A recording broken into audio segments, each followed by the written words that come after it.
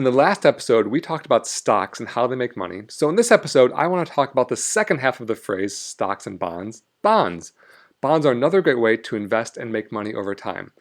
A bond is a way for a government or a company to borrow money from individual investors.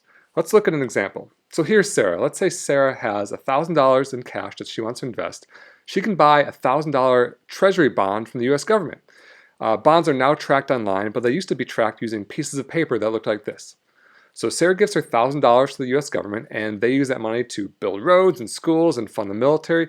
In exchange, they agree to a certain rate and term of the bond. The term is how long the bond lasts, and the rate is the interest that's paid over that term.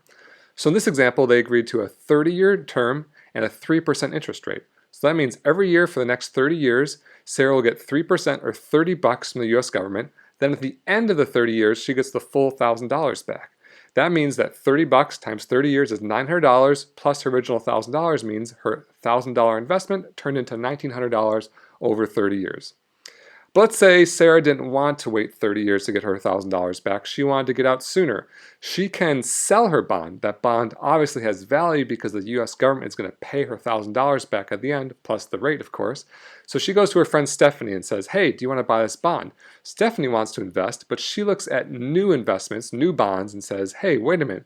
These new bonds are paying 4%. So why would I give you $1,000 for your bond when I could just buy a brand new bond and pay 4%? So if Sarah wants to sell her bond when new bonds are paying more, then she basically has to lower her price until it's worth it to new investors. So that's kind of Sarah's choice. She can either hold the bond for the full term and get her guaranteed 3%, or she can sell early, but that resale price is going to fluctuate based on how much is left in her term and the price of new bonds being issued. If you want to see how this looks in real life, you can head to treasurydirect.gov, click through to the bonds page, and then see the bonds that are currently being offered for sale, including the term they're offered under and the rate that they pay. Bonds are generally considered a more conservative investment than stocks.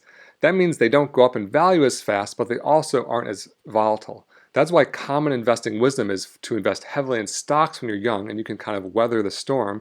And then when you're old, you transition more to bonds to kind of protect your nest egg and provide income in retirement. That's it. That's how bonds work.